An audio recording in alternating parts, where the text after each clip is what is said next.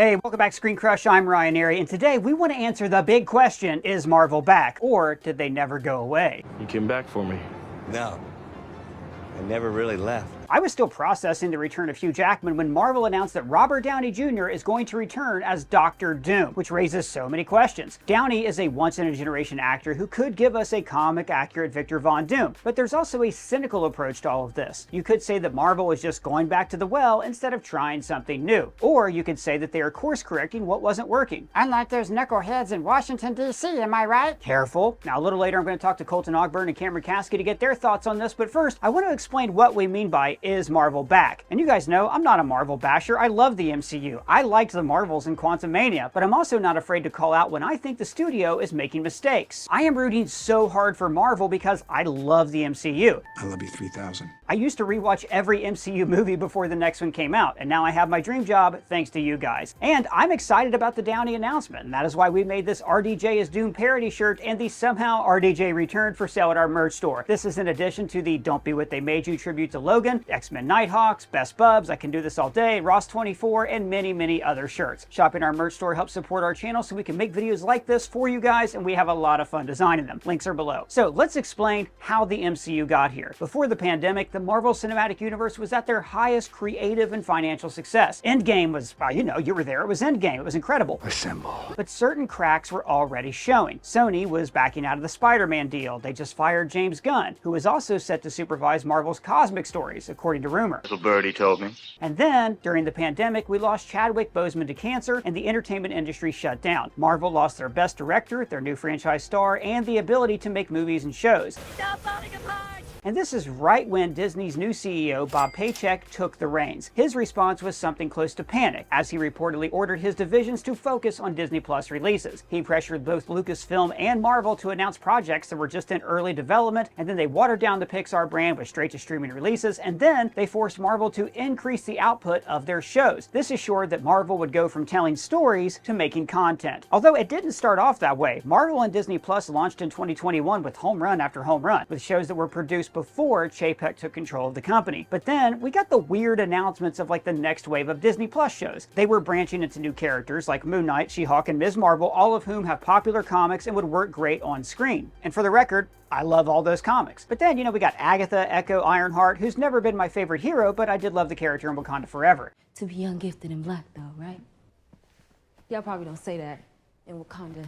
So it's likely that some of these shows were greenlit because of behind-the-scenes pressure to rush development of projects. I mean, even if you're a huge Ironheart fan, this is a lot of TV shows, which makes it impossible to maintain the level of quality that we saw in 2021. I think that Marvel fans slowly became jaded as they kind of morphed more into Star Wars fans. Maybe you were disappointed by the cameos in Multiverse of Madness, or you were disappointed by the Eternals, or Thor 4, or that Kang was killed by ants. Or you started to notice that the Disney Plus shows were more like movies cut into sections, or maybe the sloppy VFX on She-Hulk. I think all of us had a point when we went, geez, this isn't like it used to be. Personally, I think focusing on new movies and shows instead of developing characters like Shang-Chi was a mistake. I will also never understand why they did not coalesce every phase with an Avengers movie like they did during the Infinity Saga. But regardless, 2023 was a watershed year for the MCU. Secret Invasion showed the limitations of their TV division. The show was basically filmed twice, it was super expensive, and it looked super cheap. Strong performances and a weak production. And The Marvels was also cut to ribbons and released during the strikes, so it became the lowest grossing MCU film. Not to mention they pinned the entire saga on Jonathan Majors, who was fired after he became a convicted criminal. And then this year, Echo was condensed and cut to ribbons then dumped on the side of the road, probably because it no longer meshed with their new plans for Daredevil Born Again. But after Bob Iger replaced Bob Chapek as CEO, Marvel started to course correct. They scaled back. They restructured their TV division to a more typical television structure, and then canceled a few projects that were already in early development. And then X-Men 97 was like the best Marvel anything in years, and it highlights how the multiverse could be used to tell amazing stories. And then Deadpool and Wolverine was like the fans' proxy, flat out saying that Marvel's new stuff isn't working and they should move on. Projects like Deadpool and Wolverine, X-Men 97, and The Joker and the upcoming Fantastic Four First Steps, all of these show us how a multiverse can actually lift the creative limitations that strangled projects like Secret Invasion and The Marvels. And that brings us to Robert Downey Jr. as Doctor Doom. Is this the pinnacle of the multiverse saga, showing us how the greatest hero could become the greatest villain? Or is it a cheap grab for fans of Marvel's heyday? But Here to help me answer this question are two of my favorite people in the world and two people who know way more about comic books than I could ever hope to. We have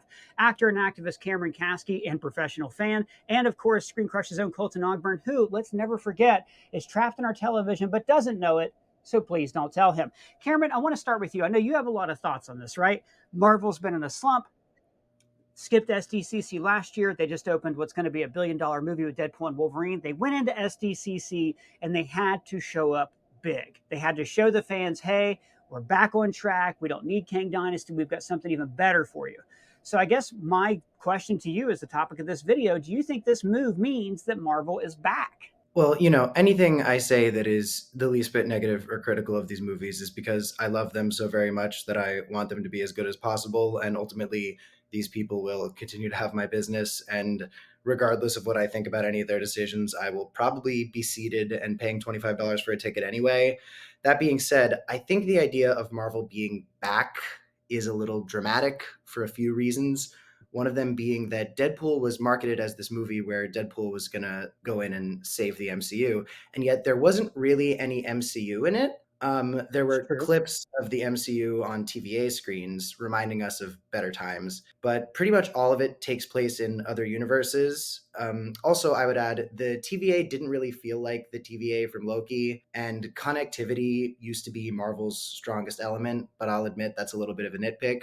So while I enjoyed Deadpool and Wolverine as a goofy, pointless romp, I don't know what it says about the greater MCU. I think we're going to learn more about the state of the MCU in Captain America, which seems to be making an effort to connect with everything a little bit more. Yeah, and you bring up a good point, and especially with the TVA set. And you know what that reminded me of when I saw it? I don't remember if this made it into our Easter egg video or not. So I was a fan of Star Trek: The Next Generation, right? So whenever they made their movie, I was like, cool. It's going to be the same cast in the movie. But I was really put off by the set in the movie Star Trek Generations. God, it's a terrible movie. Because the set was lit like a film. All of a sudden, the Enterprise was super dark. And you saw the same thing here. The TVA set was much more expansive. It was sharper. We had that cool, pit that the worker bees work in, like on Imperial ships in Star Wars. But you're right. Apart from the retro screens, it wasn't filmed the same way. It was filmed with a movie budget and not a TV budget. Really, I looked at this movie as more of a setup for the multiverse saga, and not even bringing the MCU together, but showing a way forward maybe for the MCU. Colton, what do you think? Same question. Is Marvel back after this past weekend? Well, to Cameron's point about there not being much actual literal 616 Marvel Cinematic Universe in Deadpool and Wolverine, I know this can get a little bit into semantics, but I think really when we say MCU, we don't literally mean necessarily the sacred timeline 616. I think it's more of a feel. It's more of a commitment to these characters. It's a Marvel Studios brand. So to that point, I take the point, but I also think that in a lot of ways that this Deadpool movie was very true to classic MCU type stuff. To the question of is it back? Look, I don't know. Neither do you. We won't know until we see them put out some quality content. I mean, they can sit here and bring back Robert Downey Jr. and Hugh Jackman, and that's all stuff that I'm really enjoying. They can have a good Deadpool and Wolverine movie, but until I see some quality Disney Plus content and some more quality films, no, I'm not going to sit here and say definitively Marvel is back. No, we'll just have to see. I think they are showing that they realize they had an issue. I think they are saying the right things. I've been watching a lot of Kevin Feige interviews for the Deadpool and Wolverine press junket stuff, and he seems to be saying things that are encouraging for the future of Marvel. I think they realize where their missteps have been. So I'm optimistic, but no, I won't go as far as to say definitively they're back. I think they've earned some trust back. Now they have to keep that trust. So we'll just have to see. Well, okay, that's a good point. And I did, I kind of spoke vaguely earlier, hey, maybe you're somebody who didn't like Thor: Love and Thunder. I do think that when I talk about them coming back and what they're coming back from, there's been a slip in quality that was, in my mind, very gradual. I like The Eternals a lot. I don't think it's the best possible movie Chloe Zhao could have made. I think there were studio constraints. I don't think you saw a serious dip in quality until Secret Invasion. So Cameron, I mean, does the MCU need to come back from something? Like what were you seeing in the Infinity Saga that you're just not seeing here? I think what everybody noticed was that Disney kind of threw too many things at the wall, hoping to see what sticks. I think this is a greater problem with streaming in general. Was we got to a point where people were like, let's make as much content as possible, because if something's been successful financially, that means that the next thing that's tied to it is also going to be successful financially. And that doesn't just apply to the MCU. It applies to Star Wars. It applies to a lot of things. What I think Marvel's been missing lately is a core relationship. The Infinity Saga told so many stories about so many great characters, but from start to end, it really centered this relationship between these two very different men, Steve Rogers and Tony Stark, and all the ways they come together, fall apart, and come back together again. And we don't really have that anymore. There's Right. no core to it.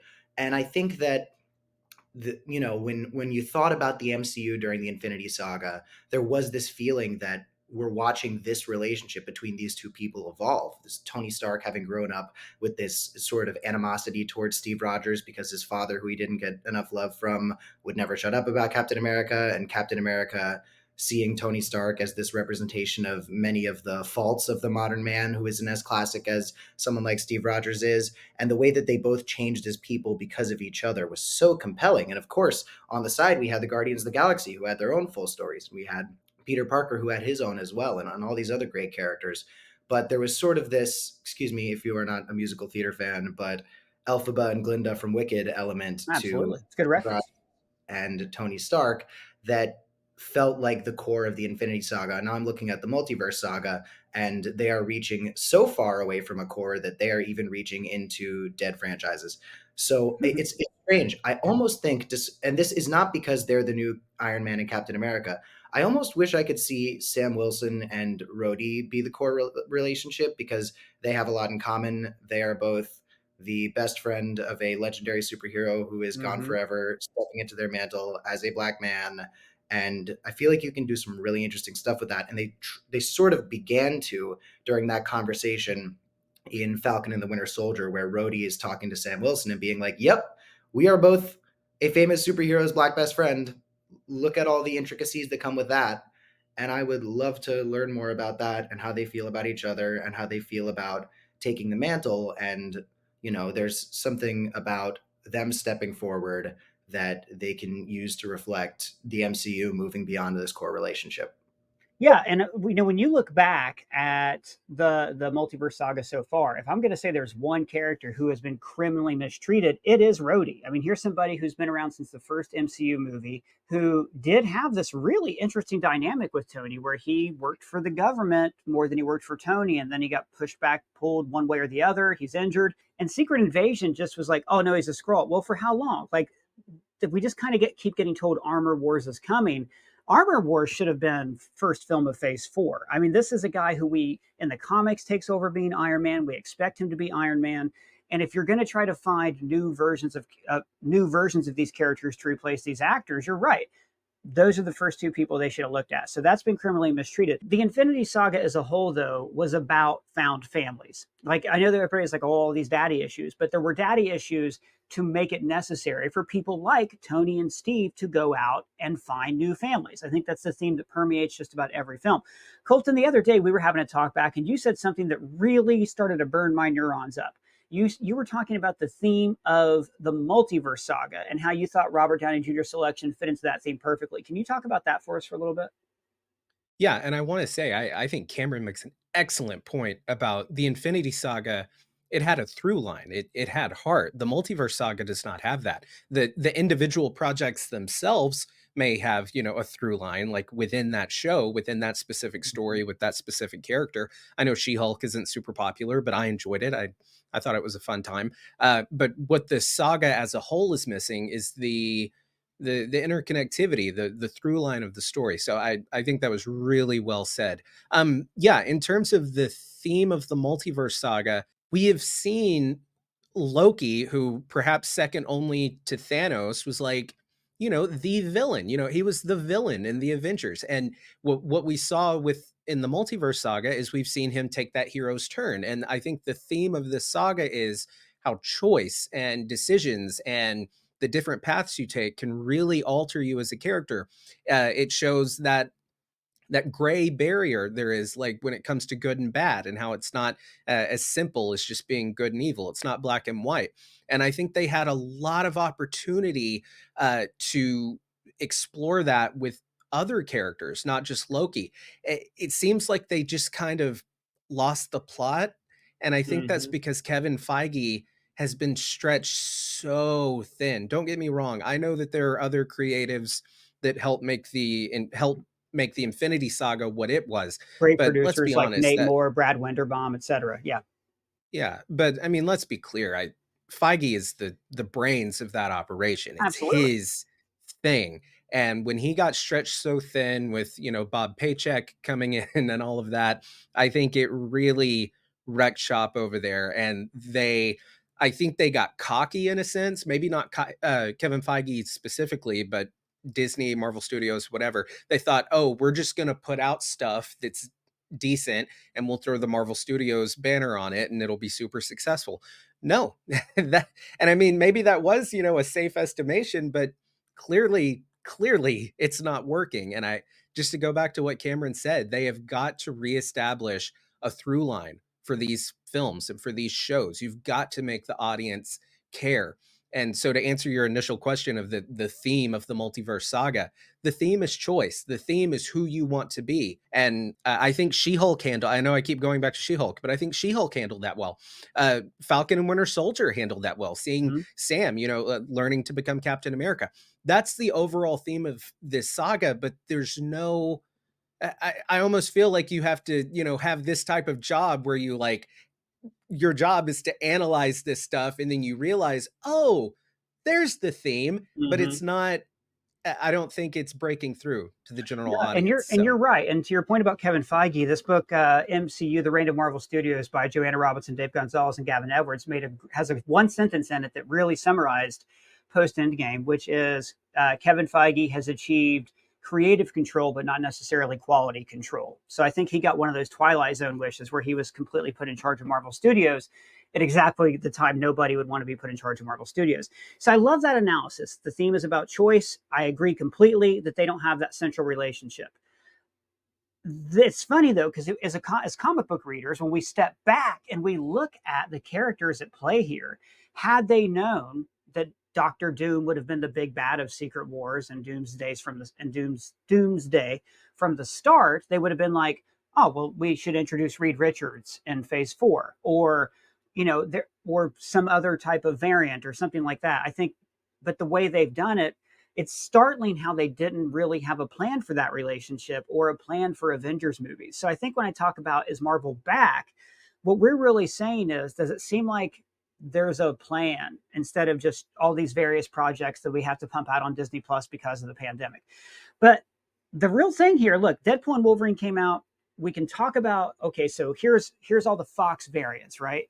They're going back to the well. We're going to see Hugh Jackman with Tobey Maguire. Doesn't really solve the problems we're talking about. Then they announced Robert Downey. I mean, when I say doesn't solve the problems we're talking about, it gives us something to be excited about, but it doesn't necessarily give us that character dynamic you're talking about, Cam. It just means that Marvel is using every toy in the box. But Robert Downey Jr., Cameron, is this a gimmick that they're doing? Are they creatively bankrupt, or is this genius?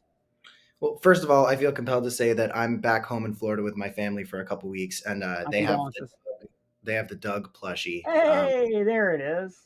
Plug Nice. the merch store, you can't forget. Um, yeah, first of all, I think that Doom is kind of interesting with or without Reed Richards. Obviously, their relationship is one of the core pillars of Marvel in general, and Secret Wars itself, the great new version, not the '80s toy commercial that's obviously so awesome, but the Yeah, I was about brilliant. to say, do not step on the '80s version because I that's a love it. better told story. I don't like. I prefer it to the 2015 version. I think it's just a more solid story. The 2015 version, it's only I 7 issues. No thanks. No Okay, thanks. well, as Gen Z, I like my Jonathan Hickman version. Thank you very You're much. wrong. I was reading Hickman's Avengers Saga from the second it came out in Marvel Now when I was in sixth grade. But to your So I think Doom is kind of interesting with or without Reed, because the idea of there being the leader of this sovereign nation, Latveria, which if they knew how to, if they were setting this up a little bit earlier, I imagine Latveria would have raised in the ashes of Sokovia. I think that's what they probably would have done. But, and I think the Doom bots might have been built Yes. out of Ultrons that fell out of the sky. Yeah, we did a But video similar to this that talked about like the MCU origin of Doctor Doom and how that would have happened. yeah, But It writes had they itself. done that, we wouldn't have Robert Downey Jr. as Doom, which is what my question for you is: is that Marvel running out of ideas, or do you think this is a great idea? I think RDJ as Doom is like fine. I mean, he's an incredible actor, and Doom is an incredible character, and the thought of such a great actor portraying that character is exciting. You know, this brings me back to Deadpool. The idea from Deadpool that universes have an anchor being is kind of silly to me, and I don't think it makes loads of sense. And it also reinforces this chosen one narrative that I don't really like. Mm. Part of what made Guardians of the Galaxy such a special saga and differentiated it from other sci-fi epics like Star Wars and Dune was that it rejected this idea of a chosen one. Guardians is Mhm. about the we, not the me. You know, Peter Quill was literally a demigod, and he saved the day by rejecting that and relying on his friends. And, you know, narcissism was at the center of the ego and high evolutionary's evil.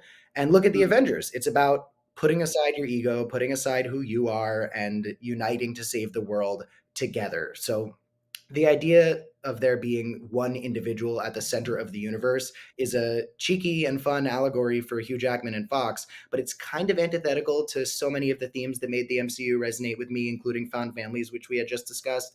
The reason that I started this tangent is to say it seems like Kevin Feige has recognized that Robert Downey Jr., the actor, is the MCU's anchor being and started to slip away without him. So I don't really care because I don't think we'll be seeing his face. And if he can do an interesting enough voice for Doctor Doom, that's great. But ultimately, it seems kind of nakedly like the gimmick, which is fine. I mean, I'm going to see the movies anyway. I'm excited for them anyway, but it doesn't really matter to me. I'll tell you, Cameron, my best case scenario here, I'm going to briefly touch on what Cam said, then it's over to you, Colton. My best case scenario here is we never see Doctor Doom's face. It is Robert Downey Jr. playing him. No character ever looks at Robert Downey Jr. and says, "Oh my God, you look like Tony Stark," and that it's just something the audience knows. So No! so we're aware of that parallel. You know what I mean? So like we, the audience, can see these similarities between Doom and Tony, but Doom is evil Tony, which they have done in numerous comic book stories, like we talked about in our video yesterday. Colton, I know you fundamentally, with all the fiber of your being, disagree with what I just said, and I am standing here today to argue with you. Please tell me your thoughts. You don't think we're going to see his face at all? Like, we're not going to see Doom's face at all with RDJ behind the mask? Is that what I'm understanding? Not after we better not ever see it after he becomes Doctor Doom. And I that's can the thing, only though. hope so. You're not going to cast this guy as a character who is literally defined by his mask and the fact that in the comics, after his face is scarred, like truly scarred. Look, long story short, he gets a little scar on his face. He puts a mask on, but the mask is burning hot. It burns his face, whatever. The only time, and here's where you will see his face, right? In fact, I've got it. I've got it written for you guys. I hope the Russos are taking notes right now. Robert Downey Jr., Doctor Doom, super evil. Doctor Doom introduced in Fantastic Four, never see his face. Throughout all of Avengers Doomsday, you never see his face. What is the first thing, nerds, that Doctor Doom always does when he obtains phenomenal cosmic power? Cures his facial. He fixes wounds. his face. He did it in 2015 Secret Wars. He did it in 1984 Secret Wars. He did it in the Children's Crusade. It's what he always does first. Because for him, Doom cannot abide an imperfection within himself. Doom sees himself as perfect, the perfect person to rule the planet and to solve everybody's problems. So I don't think we should see his face in Fantastic Four. I don't think we should see his face until the end of Doomsday when he obtains phenomenal cosmic power. And maybe that's even the cliffhanger that all these heroes look at and go, how in the hell does he look like Tony Stark? I would accept it in that circumstance. I'm totally fine with not seeing it in Fantastic Four, totally fine with not seeing it for the bulk of Doomsday, but what's the point? I mean, so in this scenario, is he a variant of Tony Stark, or are you saying he just takes on the image of Tony Stark to screw with them? In the scenario I just said, he's always had the face of Tony Stark, but he's from the multiverse. And I don't know. that's the thing. When they cast him, it had a lot of people having this cynical attitude of, well, that's just Marvel out of ideas and going back to the well. Even all those people have, though we understand Robert Downey Jr. will make a great Doctor Doom. He can do anything. So I don't know why you cast him as, if you're going to not show his face, great, he's Doctor Doom. Could he be a Victor Von Doom variant whose family hails from ancestral Latveria, who also happens to look like Tony Stark? Hell yes, he can. There's variants of Spider-Man who don't look alike, whereas almost every version of Wolverine we saw looks alike. So in the multiverse, literally anything is possible. So these could just be thematic links between them. Are you saying that he should be a variant of Tony, Colton? I hate that. I hate that because if you show that he looks like him, but it's just for the audience to know, I hate that. We're in the multiverse saga. They're very. I get what I don't like the idea of him just he just happens to look like Tony Stark. I hate that. But the audience, that would make me come out and call it a gimmick. But the characters would recognize he looks the same. That's my point. So there's two ways to do it. Either he is literally a variant of Tony Stark who happens to be Victor Von Doom, or his family crash landed in Latveria when he was a kid, or whatever. Okay, that's one.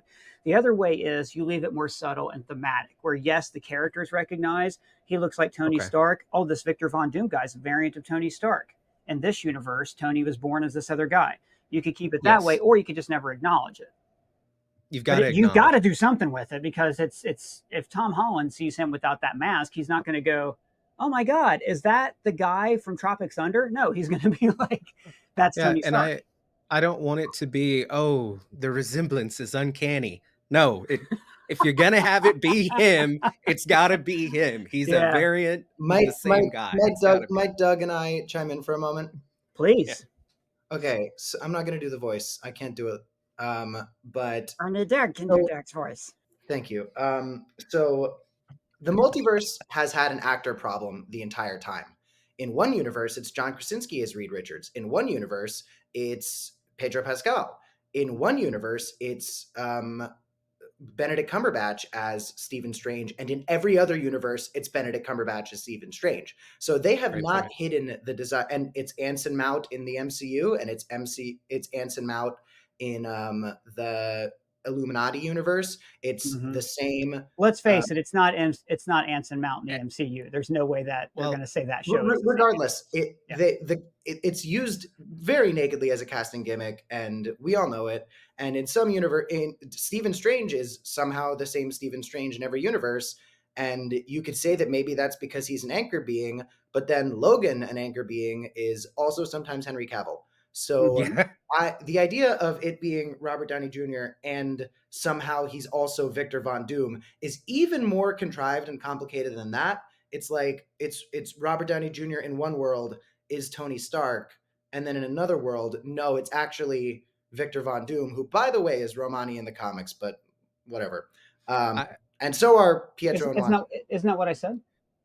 I think I was too blinded with rage at what both of you were saying. I thought I said Romani. I'm sorry if I didn't. Sorry to any Romani travelers out there. So look, it's like if they want him to be Colton, you were talking about the multiverse being about choice, and I think that that's such a great representation of what the multiverse is capable of achieving anyway, because it's the idea of, because each different universe is defined by another choice being made, and every choice you make creates an alternate universe where you made the opposite choice. That's the multiverse period. So what would be cool for me is Doctor Doom is a version of Iron Man that and it is Tony Stark, and he never stopped making weapons, continued being an arms dealer, created the Doom bots as something for the US military, and it shows us the Tony Stark that never made the choice to be a hero and continued to be a war profiteer. That's interesting to me, and that's not Doctor Doom though. Doctor Doom is Tony Stark continuing to put a suit of armor around the world, because the Tony Stark you're talking about never wanted to do anything altruistic. Doctor Doom is fundamentally, and I wouldn't say he's altruistic because he does want something for himself. So he's Tony Stark who never checked his ego. He's Tony Stark without Pepper Potts, essentially. That's Doctor Doom. There's absolutely no reason to do this unless he is a Tony that made a different choice. And if you want to call him Victor Von Doom, maybe he swore off the Stark name. I don't know. Changed his name, moved. Traveled when he was in college and found Latveria and became a wanted to help with that and climbed a different rank in life. That's the way you got to do it. It's got to be connected. And to Cameron's point about, yeah, the multiverse is very messy. I'm writing a script right now about how they don't know what they're doing. Like, for example, in No Way Home, we hear Doctor Strange say to Doc Ock, is there a Peter Parker in your universe? Yes. Is that him? And he points at Tom Holland. No. Okay. Well, what? Who's to say that his Spider-Man doesn't look like Tom Holland? It just, none of it makes any sense. I completely Interesting, agree. because there's also that whole thing from the Matrix, like who says what tastes like chicken? You know what I mean? Maybe like there's a certain barrier. Yeah. So given that, when other characters from the Marvel 616 cinematic universe, when they see Fantastic Four Human Torch, are they like Deadpool? Do they go, why is Captain America now the Human Torch? Or was that just a gag for that movie that they got Oh, you out of the mean, way? okay. If 616 people saw the Chris Evans, Sam Johnny Wilson Storm, sees Chris Evans, Johnny Storm in the void, does he go, Cap? Or does he just not acknowledge it? you have to acknowledge it. You know what's similarly interesting to me is but Terrence Howard became Don Cheadle too. I kind of like look at it like that, where there's a line that there's it's a me, line it's here, between get over it. universe and out. they also acknowledge that the line is recasting. also there to represent the fact that he is at the government hearing. Like it's a double entendre for the audience, but it works within context of the scene as well. Sorry, Cameron, I was stepping on you. No, I was going to basically point to the same thing with the new Captain America trailer, basically opening with them being like, hey, we recast William Hurt with Harrison Ford. Right. Don't ask why he was willing to do this movie, but he is.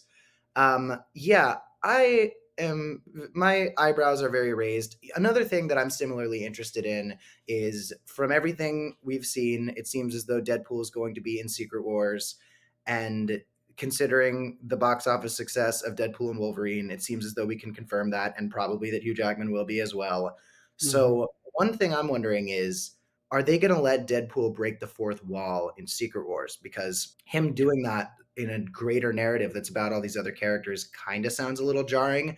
And I can't say I'm 100% on this, but from what I can recall in books that aren't Deadpool's, like, for example, Uncanny X-Force by Rick Remender, which is a great book, Deadpool doesn't break the fourth wall. He talks to himself and makes jokes to himself. Exactly. So I would that's what I think they should do. I think they should have a wide shot scene where Deadpool turns to the side and says something. Who's he talking to? He's crazy. Yeah. Just that's exactly how they do it in the comics. Sorry, Colton. We, for the first time, are going to see this version of Deadpool not as the main character of his movie being the narrator. Yeah, I think that's how they handle it. He's going to make little offhand comments and stuff, but no, I think it'll work in that narrative sense because he's not the main character of the movie. Like when it's a Deadpool movie, yes, the fourth wall breaking's hard. When it's in an Avengers movie, he's kind of like Nice Pool. He taps the fourth wall. I like that. Yeah, you're right. You're right. Yeah, what it's going to be. And to answer your question about the Johnny Storm thing, if I could real quick, I think the ultimate answer is you don't do that. The only way bringing Chris Evans in as Human Torch actually works is in a Deadpool movie. You're right. I think it would have been stupid in Secret Wars. It's more of a thought experiment to say, hey, what would like if we're talking about Robert Downey Jr. So we're almost out of time, but I do want to just I'm going to give each of you a closing argument here.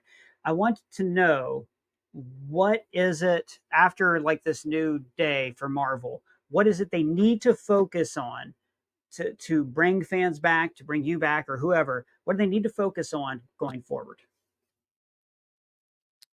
Quality. It's simple. Quality. It put out good stuff. And I know that sounds maybe easier said than done, but it really is that simple. You have the resources of the Mouse House. Bring in the best writers, the best directors, the best everything. Give it your all. You've done it before. You can do it again. Stop being sloppy. I mean, that's my answer. Quality. My addendum to that would be, bring in those artists, let them cook. Because they have brought in great artists, great Nia DaCosta, great director, who you can tell that movie was cut to ribbons, the Marvels. So I'd say let them actually cook. Cameron, what is it you need to see from them going forward to truly bring the MCU back in all its cinematic glory? It seems like we've got the MCU now and we are going to remain in the MCU. So while I would say reboot it, take 5 years off, maybe take 7 years off, which it would be bad for me as somebody who enjoys consuming their product, but take a couple years off and relaunch it in a world where we get to see Tony Stark, Reed Richards, and Charles Xavier talk to each other.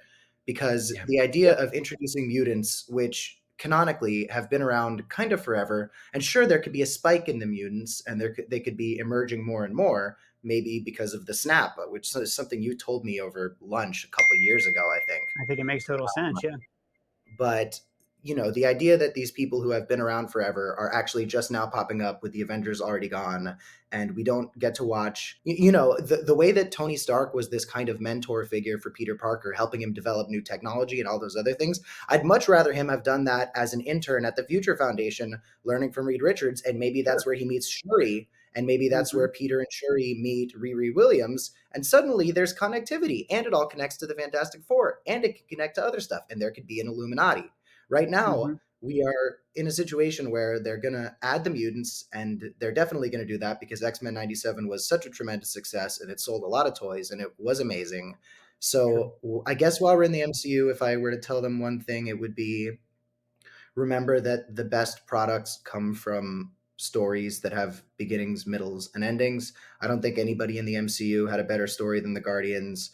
The Peter Quill who was willing to let go of Gamora and let her be herself was not the Peter Quill we met at the beginning of Guardians. And he was certainly not the Peter who doomed the universe in Infinity War. So telling these stories, and that's also why I'm more excited about DC, because James Gunn is helming it, but that's another video.